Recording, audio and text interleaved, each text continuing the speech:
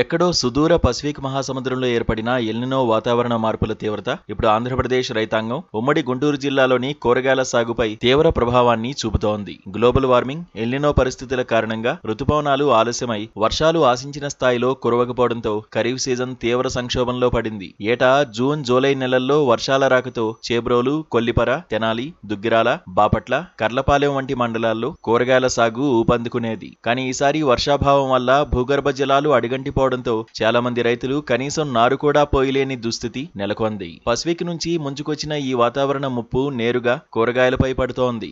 నా పేరు తాటి శంకర్రావు. నేను నారాకోడూరు గ్రామం. నేను వ్యవసాయ కుటుంబంలో పుట్టాను. మరి ఈరోజు వ్యవసాయం అంటేనే రైతులకు భయం వేస్తుంది. ఎందుకంటే వర్షం లేక నానా అవస్థలు పడుతూ రైతులు సకాలంలో విత్తనాలు వేసుకోలేకపోయారు. అట్లాగే మరి విత్తనాలు ఆశపడి ఏదో చిరుజల్లులు పడినప్పుడు విత్తనాలు వేసుకుంటే అవి మొలకెత్తి మరి పైకి పోవటానికి కూడా పందిర్లు వేసి ఒక్కొక్క ఎకరానికి 1,00,000-1,500,000 ఖర్చు పెట్టి వాటికి పైకి ఎక్కించడానికి పందిర్లు వేసి రైతులందరూ వర్షం కోసం ఎదురు చూస్తున్నారు, పూజలు చేస్తున్నారు. అయినా కూడా వర్షం జాడ ఎక్కడా కనిపించట్లా. రైతులకి నిరాశగా ఉంటుంది. రైతులు ఈ సీజన్కి ఇప్పటికిప్పుడు మరి నారాకోడూరులో ఎంతో కూరగాయలు, ఎన్నో రకాల కూరగాయలు మరి పండించేవాళ్ళు రైతులు ఎంతో ఉత్సాహంగా వినాయక చవితి చేసుకోవటానికి ఎంతో ఉత్సాహంగా ఉండేవాళ్ళు. అటువంటిది వాళ్ళ రైతుల్లో నిరాశ ఏర్పడింది. ఎందుకంటే పొలం పోతే నీరసం వస్తుంది. ఎందుకంటే వర్షం లేదు. మరి పెట్టుబడి పెట్టాం. మరి పెట్టుబడి పెట్టి మరి అవి గ్రోత్ వస్తేనే రైతుకి సంతోషంగా ఉంటుంది. ఆ గ్రోతే లేదు, ఎదుగుదల లేదు. విత్తనాలు వేసాం, పందిర్లు వేసాం. మరి ఇది వాస్తవంగా ఇది పొట్టపందిరి.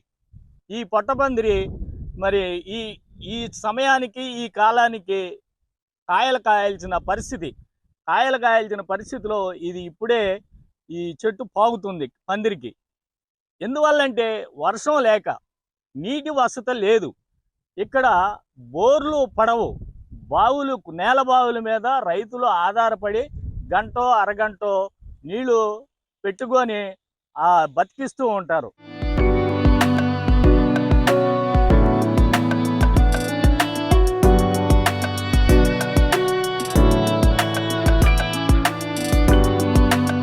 తీగజాతి కూరగాయలైన దొండ, బీర, దోస, పొట్ల, కాకర, సొర, చిక్కుడు వంటి పంటలకు ఉమ్మడి గుంటూరు జిల్లా పెట్టింది పేరు. ఏటా వేలాది ఎకరాల్లో లక్షలాది రూపాయల పెట్టుబడులతో రైతులు కర్రలు నాటి, వైర్లు కట్టి భారీగా పందిళ్లు సిద్ధం చేస్తారు. అయితే ఎల్నినో తెచ్చిన వర్షాభావం, అధిక ఉష్ణోగ్రతల ధాటికి విత్తనాలు మొలకెత్తకు ముందే ఎండిపోతున్నాయి. కొందరు రైతులు తీవ్ర వ్యయ ప్రయాసల కోర్చి సిద్ధం చేసుకున్న పందిళ్లు నేడు తీగలు ఎదగక బోసిపోయి కనిపిస్తున్నాయి. ప్రకృతి విపత్తుతో పూత మాడిపోవడం, పిందెలు రాలిపోవడంతో అప్పులు తెచ్చి పంటలు వేసిన అన్నదాతలు తీవ్ర ఆందోళనలో మునిగిపోయారు.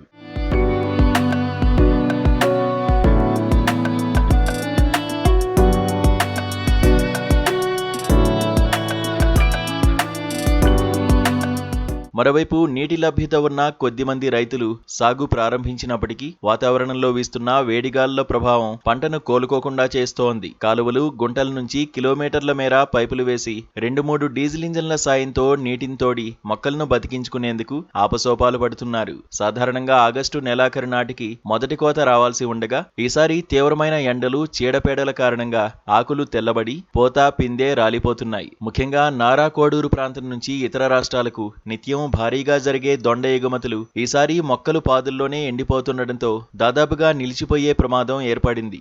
శ్రీనివాసరావు, నేను ఒక రైతు కుటుంబంలో నుంచి వచ్చినటువంటి వ్యక్తిని. మరి ఈ సంవత్సరం వర్షాలు సరిగ్గా పడకపోవటం వలన రైతులు చాలా ఇబ్బందులు పడుతున్నారు. రైతాంగానికి మరి గవర్నమెంట్ తరఫు నుంచి సంక్షేమ పథకాలతో పాటు రైతులకు కూడా ఏదో ఒక విధంగా మేలు జరిగే విధంగా మరి ప్రభుత్వం వారు కూడా దృష్టి పెట్టాలని. కాలువలు రాకపోవటం వలన కొంతమంది రైతులు పొలాలు కౌలుకిచ్చుకోవటం జరిగింది. వాళ్ళు కూడా ఈ వర్షాలు లేని మీదట మరి పైర్లు వేద్దామా వద్దా ఏంటా అనేది అర్థం కాక అయోమయంలో ఉన్నారు రైతులు కూడా. దీనివలన బాగా సంక్షోభం ఏర్పడింది. రైతు పని అంటేనే భయం వేసే పరిస్థితి వచ్చి ప్రతి వాళ్ళు కూడా రైతు పని మానేసి ఏదైనా వ్యాపారాలు చేసుకోవాలని ఆలోచనలు చేస్తున్నారు. కాబట్టి మనం గవర్నమెంట్ వారికి ఒకటే విన్నపము, కనీసం రైతులకి మందు కట్టల రూపేణా కానీ, మరి రాయితీ రూపేణా కానీ, మరి పురుగు మందుల రూపేణా కానీ ఎంతో కొంత సబ్సిడీ వచ్చే విధంగా ప్రయత్నం చేయాలని తెలియజేస్తున్నాం.